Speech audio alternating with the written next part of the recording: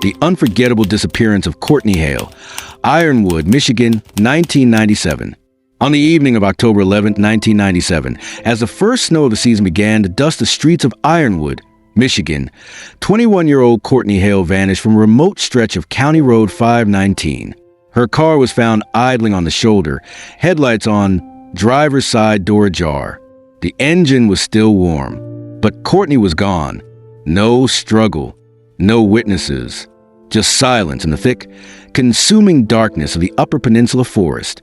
Before we begin, I want to let you know that due to the limited visual materials and the age of this case, there isn't much existing footage or imagery to support the story you're about to hear. As a result, this episode will feature a single image background throughout. Think of this as more of an immersive audio experience, a storytelling session that lets your imagination fill in the gaps. Now's the perfect time to grab your headphones, maybe even some popcorn, and settle in. Ironwood is the kind of town you pass through on your way to somewhere else. Tucked against the border of Wisconsin, it clings to the western edge of Michigan's Upper Peninsula like a forgotten postcard. Faded, snow-covered, and quietly solemn. The winters are long here. People grow used to the isolation, to the long shadows cast by the pine trees, and to the subtle but ever-present hum of nature surrounding them. It's a place where secrets can be buried deep beneath layers of snow, never thawing out in spring. Courtney Hale was, by most accounts, not the kind of person who made trouble or ran from it. She was a junior at Northern Michigan University in Marquette, studying environmental science, and home for the long weekend to visit her mother, Marlene, who still lived in Ironwood. Friends described Courtney as grounded, observant, and soft-spoken, a young woman who preferred the quiet clarity of the woods to the noise of campus life. She'd been an only child, raised primarily by her mother after her father died in a logging accident when Courtney was 8. That autumn, Courtney had seemed more introspective than usual. Marlene later told police that Courtney had been spending more time out by the old fire tower trails, taking long hikes alone with her camera. She told me she was collecting material for a class project, Marlene said, but she seemed distracted, like she was thinking about something deeper than school. On October 11th, Courtney was supposed to drive back to Marquette that evening to make it in time for her Monday morning lab. She left her mother's house around 6:15 p.m., just as twilight was settling in. The plan, according to Marlene, was simple. Courtney would take the familiar back roads to US 2, then head east toward Marquette. She'd done the drive dozens of times, but she never made it. At 7:42 p.m., a hunter named Keith Donnelly placed a call to the Gogebic County Sheriff's Office. He reported an abandoned vehicle on County Road 519, about 4 miles south of the turnoff to Little Girls Point, a remote stretch near the edge of Ottawa National Forest. Donnelly, who was scouting deer trails before the start of rifle season, said he'd noticed a green 1995 Toyota Tercel pulled off the road. The car's engine was running. The lights were on. No one was inside. Deputies arrived at the scene at 8:13 p.m. The vehicle was confirmed as belonging to Courtney Hale. Inside the car, her purse was found on the passenger seat. Her wallet was untouched, with $32 in cash still inside. Her Nikon camera bag sat in the back seat. Her cell phone, a black Motorola flip phone, was in the center console. There were no signs of a struggle. No footprints in the light snow leading into the woods. Nothing disturbed. It was as if she had simply stepped out of the vehicle and vanished into the trees. Gogebic County Case File #97-331. CH was opened that night under the designation Missing Person. Endangered. A grid search was launched the following morning, involving local deputies, Michigan State Police troopers, volunteers, and K-9 units. They combed the area in sub-freezing temperatures. Helicopters from the State Patrol flew over Ottawa National Forest for 2 days. They found nothing. No scent trails. No discarded clothing. No camera. And most critically, no Courtney. Investigators would later confirm that Courtney never made it past Ironwood that evening. Surveillance footage from a gas station on Clovelland Drive showed her pumping gas at 6:37 p.m.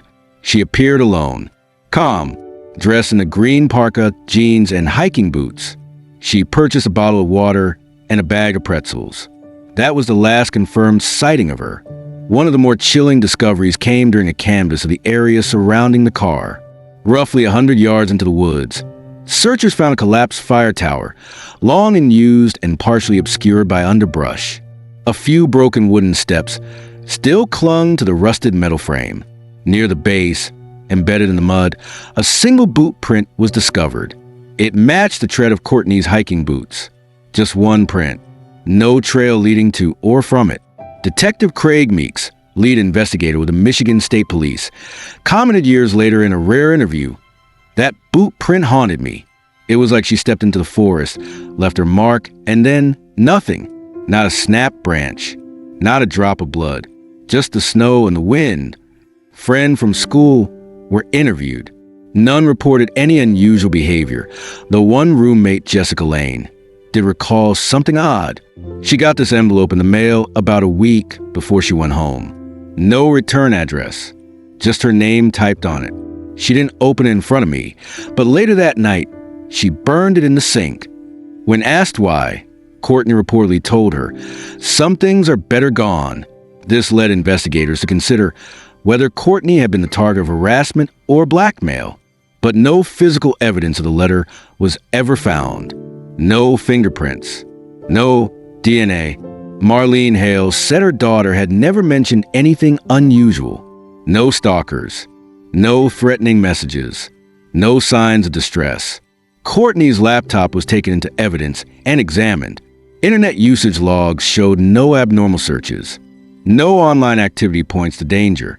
Her email history was mostly school-related, save for one odd message in her inbox from an unlisted account. It simply read, "Do you remember the trail? We need to talk. Hey!" The IP address traced back to a public library in Duluth, Minnesota, over 150 miles away. Over the years, theories multiplied.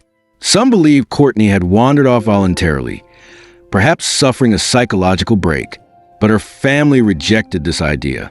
There was no history of mental illness, no drugs, no alcohol, and more importantly, she'd left everything behind. Purse, money, phone, car. If she had walked into the woods willingly, why hadn't she come back? Others wondered if Courtney had witnessed something she wasn't meant to. Ottawa National Forest is vast. Over 1 million acres of dense wilderness, caves, and old logging roads. Locals whispered of off-the-grid compounds and illegal activities tucked deep beyond the reach of casual hikers. But there was no evidence Courtney had stumbled upon anything. No known reports. No prior complaints in that area. Another possibility emerged from an interview conducted in 2004, when a man incarcerated in Minnesota for unrelated charges claimed he had once seen a woman matching Courtney's description at a truck stop near Hibbing. She was thin, quiet, and appeared dazed. He said she asked for a ride north, but he refused. Investigators followed up, but the lead went cold. To this day, Courtney Hale's case remains open but unsolved. Her DNA and dental records are on file. Her name sits in the National Missing and Unidentified Person System under reference #MP102312. Every few years, tips still trickle in, none of them conclusive. Her mother, now in her 70s, still leaves the porch light on every October. In 2022, on the 25th anniversary of Courtney's disappearance, local sheriff's deputies reopened the cold case file and quietly re-interviewed several people from Courtney's life. Nothing new came to light, but a box was discovered in the department's storage unit. Mislabeled and forgotten, inside were several undeveloped film canisters found in Courtney's camera bag. The night her car was recovered, most were blank, but one roll, once processed, revealed several photos of wooded areas, rock formations, and in one frame, what appeared to be a blurry figure in the distance, partially obscured by trees. The resolution was too poor to identify the figure. Investigators could not confirm if it was Courtney or someone watching her. Some mysteries don't fade with time. They grow colder, heavier, more tangled in the quiet places that bore witness to them. And somewhere beneath the evergreens of Ottawa National Forest, the forest still keeps its secret.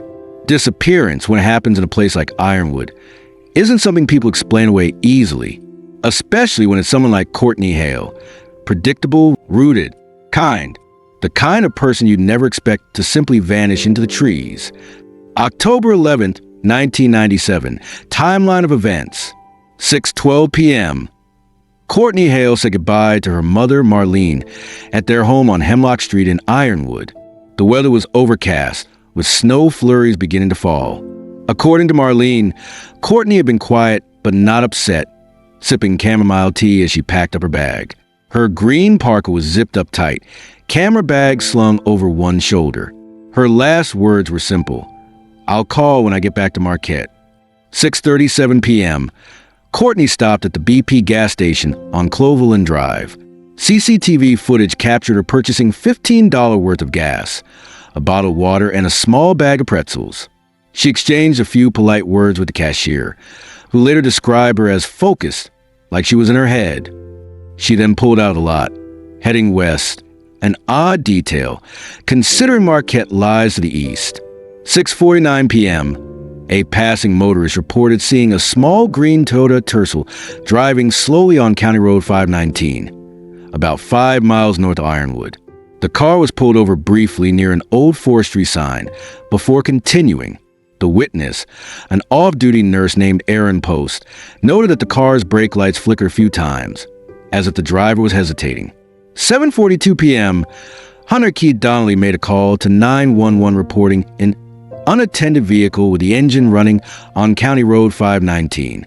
He stated the car had its headlights on, the driver's door ajar, and no one was inside. The temperature was 28 degrees Fahrenheit and dropping. 8:13 p.m., Deputy Russell Grant and Officer Alicia Mefford arrived on the scene. The vehicle was confirmed to be Courtney Hale's. The car was still running. Inside were her purse, her Motorola flip phone, and her university ID. Her Nikon camera bag was in the back seat, zipped shut. There were no signs of forced entry, no blood, and no immediate evidence of a struggle. According to the initial police field report, the driver's seat was adjusted for someone of Courtney's height, 5 feet 7 inches, and the heater was turned to medium. A CD was paused halfway through a Sarah McLachlan album. The glove compartment was closed, and the odometer suggested she'd driven approximately 11.3 miles since the gas station stop. The search begins. At 8:50 p.m., a BOLO, be on the lookout, was issued to surrounding counties, listing Courtney Hale as a missing person, high priority. Law enforcement initiated a Phase 1 grid search that evening, focusing on a 2-mile radius from the vehicle. Snowfall had intensified, obscuring any traceable footprints. By midnight, visibility was reduced to 20 feet due to wind and snow. The search was called off until morning. Marlene Hale was notified at 1:17 a.m. Officers noted that she appeared shocked but lucid, repeatedly asking, why would she have gone that way? October 12, 1997. Expanded efforts. By dawn, Michigan State Police had taken lead under case file MSP IRW CH 41197. A 40-person search team, including canines and thermal imaging units, combed the area. Helicopter support was grounded due to weather, delaying aerial reconnaissance for 24 hours. A boot print was located at 10:03 a.m., approximately 300 feet from the road, near the remains of an old fire tower. It matched the Vibram sole pattern on Courtney's hiking boots, confirmed by Marlene and photographs from her previous hiking trips. Oddly, the print was isolated. No additional tracks led away. The ground was otherwise undisturbed. Officers noted no drag marks, no broken foliage, and no blood at the scene. There was no scent trail for dogs to follow. Family and community response. By October 13th, the Hale family made a public plea via a press conference held at the Ironwood Public Safety Building. Marlene stood beside Detective Craig Meeks, urging, if anyone saw anything, matter how small, please come forward. Flyers were distributed throughout Michigan's Upper Peninsula. Local news station WBUP aired the story during the evening news, and by October 14th, regional media had picked it up. CNN ran a 45-second segment 2 days later. Students from Northern Michigan University organized a candlelight vigil and distributed digital renderings of Courtney's face across forums and early message boards. The media began referring to the case as the Ironwood vanishing, red herrings and leads. One early theory involved a man named Tom Landers, a 28-year-old seasonal laborer who had previously worked with Courtney at a summer park job in 1995. Witnesses claimed he developed a fixation on her, even showing up unexpectedly on campus a year prior. He had moved to Wisconsin in early 1997. Landers was interviewed on October 16th. He cooperated fully and provided an alibi. He'd been working a night shift at a paper mill in Ashland, verified by security logs and coworkers. His name was cleared, but his resurfacing stirred local unease. Another lead came from a trucker named Ron Peller, who claimed to have picked up a young woman resembling Courtney near Highway 51 outside Mercer, Wisconsin, 35 miles away, at around 8:45 p.m. on the night of her disappearance. She had said little and seemed nervous, clutching a coat too small for the cold. He dropped her off at a rest stop near Minocqua. Investigators reviewed security tapes from the rest stop. No visual confirmation could be made. No fingerprints were found. Peller passed a polygraph, but the timing was tight. Courtney's vehicle was found just minutes before the supposed pickup time. Detectives eventually dismissed the account as mistaken identity. Psychological profile and behavioral patterns. Courtney Hale had no criminal record, no mental health diagnosis, and no known history of substance abuse. Her grades were average to above average. Friends describe her as conscientious, a bit introverted, and very connected to nature. She had expressed interest in documenting remote parts of the forest for a self-directed thesis project. Detectives found a journal in her dorm. Most entries were academic or personal reflections, but one, dated 2 weeks before her disappearance, stood out. There's something strange about the place near Little Girl's Point.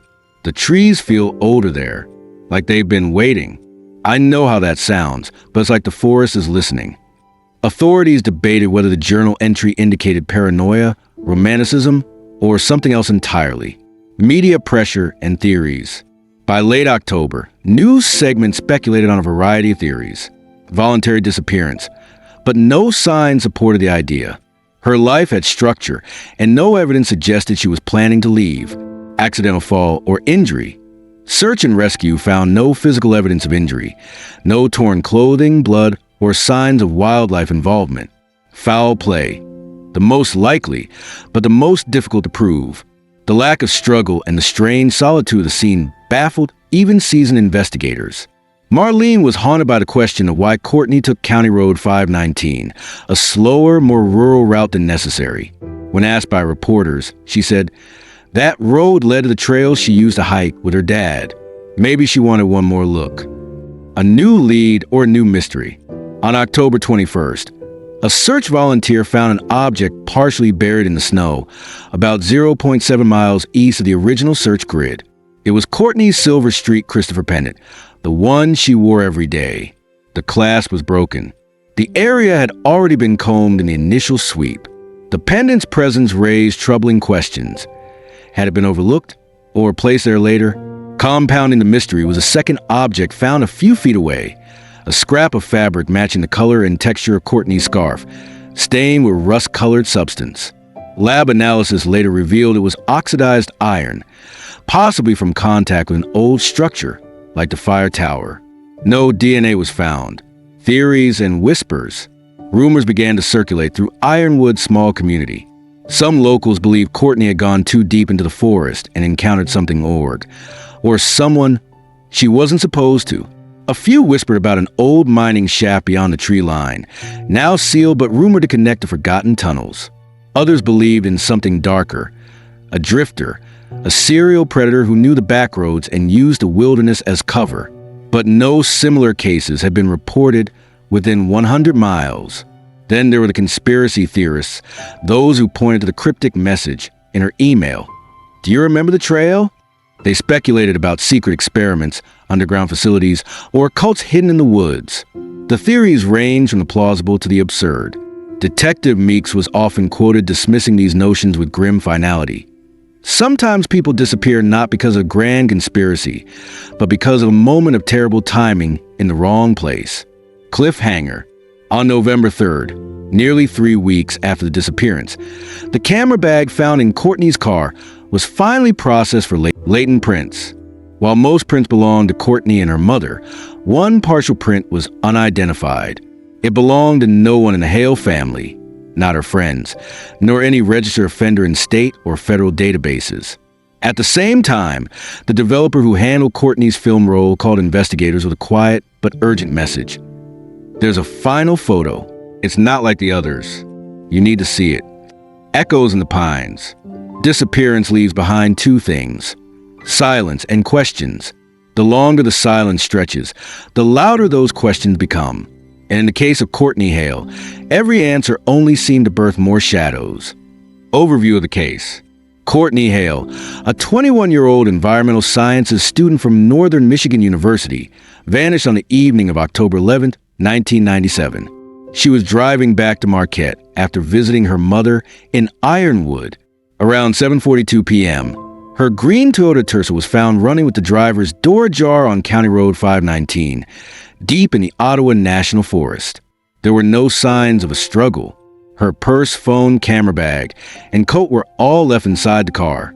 Temperatures dropped to below freezing that night. Snow began falling heavily. Despite intensive search efforts involving thermal imaging, K9 units, and volunteers, no trace of Courtney has ever been found. Only a single boot print and a silver pendant discovered days later. No witnesses, no calls, no definitive leads. Final photograph, the discovery that changed everything. On November 3rd, Michigan State Police received a call from Harbor Film Lab, where Courtney frequently developed her black and white landscape photography. The technician, Alan Meyer, had processed her most recent roll, found in the Nikon camera recovered from her backseat. Most of the photos were routine, shots of trees, frozen creeks, early snowbanks, images she likely took during her walk with her mother earlier in the day. But the final frame, frame 24, was different. It showed a blurred silhouette of a person or figure standing at a distance within a thicket of pine. The image was grainy and overexposed at the edges. It appeared to have been taken hastily, perhaps while the subject was moving. Zooming in, analysts couldn't determine gender, age, or facial features. But one detail stood out. The figure appeared to be wearing Courtney's scarf, the same one later found in the woods, partially buried in oxidized soil. Detectives were divided. Some believed Courtney had encountered someone and tried to photograph them before something happened. Others wondered if she had staged a shot herself for artistic reasons. The image provided more questions than answers, a pattern or coincidence. 6 weeks after Courtney's disappearance, a cold case analyst at the Michigan State Police noticed a strange parallel. In 1989, a 24-year-old biology student named Heather Druitt had vanished near Watersmeet, Michigan, just 30 miles from where Courtney disappeared. Heather, too, had been an amateur nature photographer. Her red Subaru was found parked by a trailhead. Inside were a camera, jacket, and wallet. No body, no evidence of foul play. Her case remains unsolved. Local papers quietly revived the headline, "Is the Ironwood Forest hiding a predator?"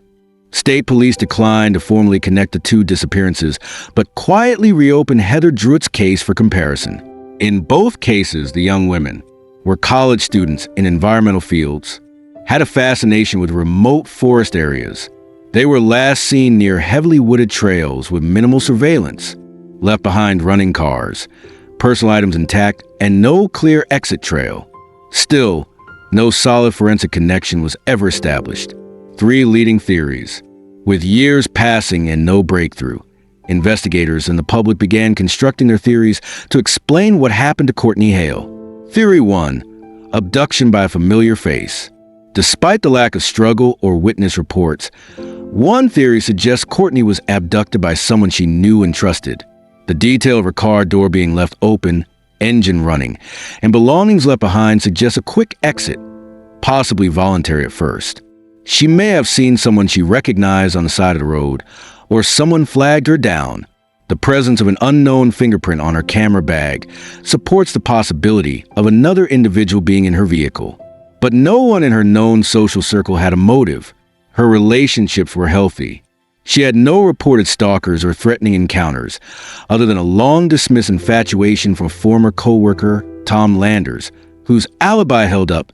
So if it was someone familiar, who are they?